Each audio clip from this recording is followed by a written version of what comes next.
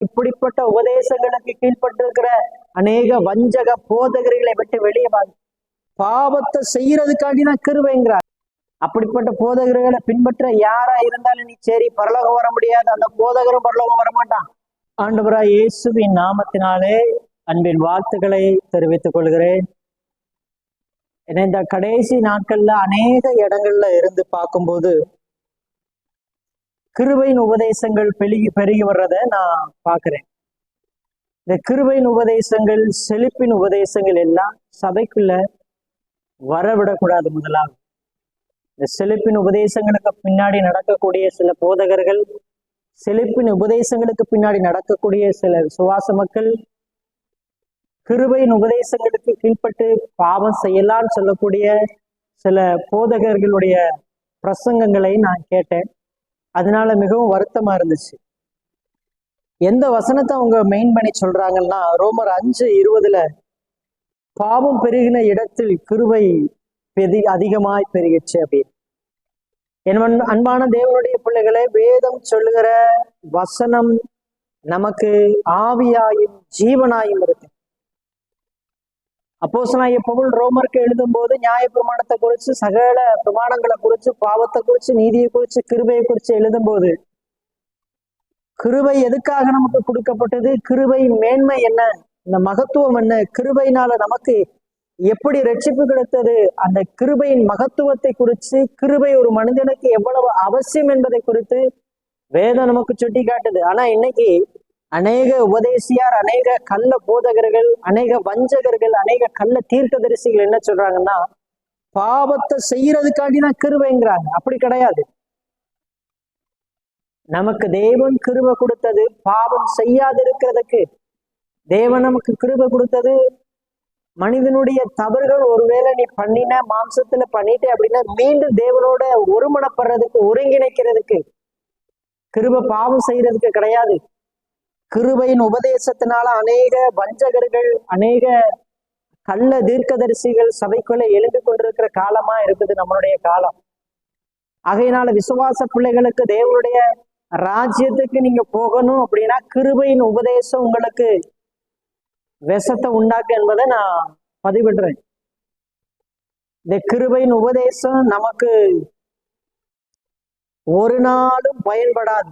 கிருபையின் உபதேசம், செழிப்பின் உபதேசம் ஒரு நாளும் பரலோகத்துக்கு கொண்டு போய் சேர்க்காது. சில மூத்த போதகர்கள் கூட பாவம் செய்யலாம் கிருபையை வச்சு போதிக்கிறாங்க. அது தவறு, அது பாவம். கிருபையின் உபதேசத்தினால அநேகர் வஞ்சிக்கிற ஆவிகளுக்கு, பிசாசனுடைய உபதேசங்களுக்கு தன்னை விட்டு கொடுத்து, பிசாசனுடைய வஞ்சகத்துக்குள்ள உட்பட்டு, தேவன் நமக்கு கொடுத்த ரட்சிப்பை இழந்து, தேவன் நமக்கு கொடுத்த கிருபைகளை இழந்து, ஆவிக்குரிய வட்டாரத்துல வஸ்திரம் இல்லாத நிர்வாணம் கோலமாக்கப்பட்ட அநேக போதகர்கள் இந்த நாட்கள்ல காணப்படுறாங்க. அருமையான தேவனுடைய பிள்ளைகளே, தேவன் நமக்கு கொடுத்த கிருபை எதுக்கு அப்படின்னா, தேவனோட உறவாடுறதுக்கு, பரலோகம் கொண்டு போய் சேர்க்கிறதுக்கு, பரிசுத்தமாய் வாழ்றதுக்கு, நீதியாய் வாழ்றதுக்கு, வசனத்தின்படி வாழ்றதுக்கு, சத்தியத்தின்படி வாழ்றதுக்கு. கிருபை கொடுத்தது பாவம் செய்யறதுக்காண்டி இல்ல. பாவம் செய்யறதுக்காண்டி கிருபை கொடுத்தான்னு எவனாவது யாராவது போதிச்சா அதை விட்டு முதல்ல வெளியே வாங்க. தேவன் நமக்கு கொடுக்க கிருபை மேலானது. தேவன் நமக்கு கொடுத்த தயவு மேலானது. தேவன் நமக்கு கொடுத்த பிரம்மாண்டமான அந்த நித்திய ஜீவனை நம்ம பறிக்கிற, சுதந்திரிக்கிறதுக்கு கிருபை நமக்கு கொடுக்கப்பட்டிருக்கு. கிருபையினால் நம்ம ரட்சிக்கப்பட்டிருக்கோம். கிருபையினால அழைத்தார், கிருபையினால அபிஷேகித்தார். அப்ப கிருபை எதுக்கு நமக்கு நம்முடைய வாழ்க்கையில உதவுது அப்படின்னா, நமக்கும் தேவனுக்கு இடையில இருக்கிற அந்த உறவை இன்னும் இன்னும் இன்னும் கிட்டி சேர்றதுக்கு, இன்னும் நெருக்கப்படுத்துறதுக்கு, இன்னும் அவரோட உறவாடுறதுக்கு. கிருபை பாவம் செய்யறதுக்காண்டி கிடையாது. அநேக மூத்த போதகர்கள் கிருபையை வைத்து நீங்க என்ன வேணாம் செய்யலான்னு பிரசங்கிக்கிறாங்க. அது தப்பு. பைபிள் சொல்லுது, பாவம் பெருகின இடத்தில் கிருபை அதிகமாய் பெருகினது என்பது அர்த்தம். உன்னை சுற்றிலும் நீ பாவமான உலகத்துல இருக்க, உன்னை சுற்றிலும் அநேக பாவ போராட்டங்கள் இருக்கு. அதை மேற்கொள்றதுக்கு கிருபை உனக்கு தேவைங்கிறாரு. நம்ம இந்த உலகம் பாவத்தினால் சூழப்பட்ட உலகம், இருளினுடைய உலகம். இருளினுடைய ஆதிக்கத்திற்கு கீழே இருக்கிற உலகம்.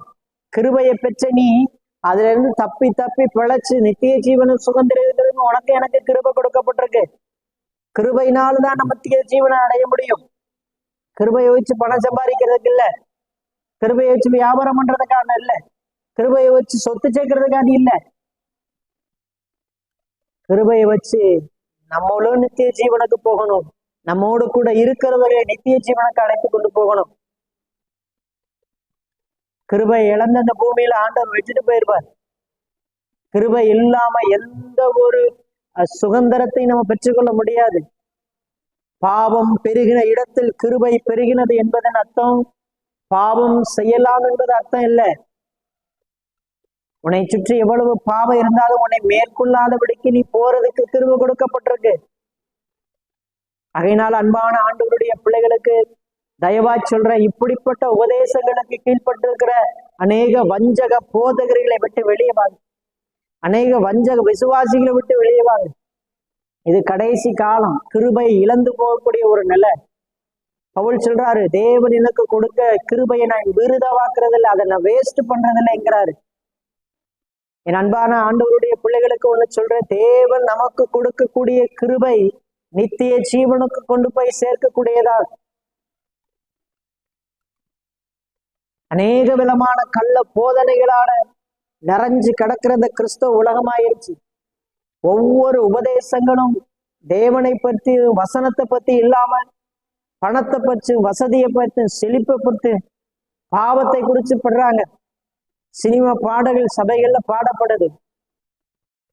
தேவன் உங்களுக்கு எனக்கு ரட்சிப்பை கொடுத்தது இப்படிப்பட்ட கண்ட கண்ட காரியத்தை செய்யறதுக்கு அல்ல, பரிசுத்தமா வாழ்றதுக்கு, நித்திய ஜீவன் கொண்டு போய் சேர்க்கிறதுக்கு.